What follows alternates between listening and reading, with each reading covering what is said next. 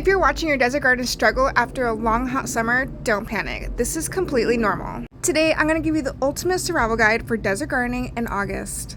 And if you're new here, my name is Shanice from Sunshine Gardens. Today, we're going to go over the 3 easy, efficient ways on how to keep your garden alive this month. The first tip is stop panic watering and over-fertilizing. Stop trying to get your plants to grow right now. When you see yellow leaves or drop blossoms, you might be thinking about dumping fertilizer on the plant or increasing the water 3 times a day. And that's exactly what we don't want to do.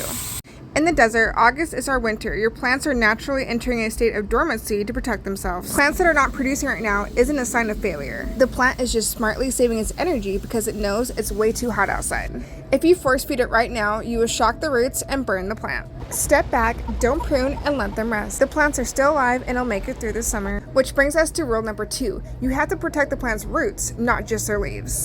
Everyone focuses on the blazing sun above, but the real war is happening below the dirt. When the air is 115 degrees, your soil temperature will easily rocket past 120. At that temperature, the tiny baby root hairs literally get cooked and shut down. This is why your plant will wilt in the noon even if the soil is wet.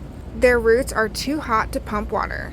My advice is to insulate your grow bags and containers with good mulch. And I use red shredded western cedar mulch, which in my opinion works really good.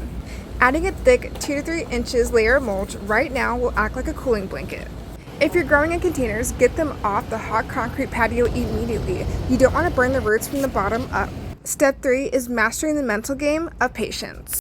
My third most important piece of advice isn't about the dirt, it's about your mindset. You have to practice aggressive patience. Desert gardening requires a total shift in how you define success. In other states, summer is the peak harvest time. For us, success in August is simply keeping the garden alive.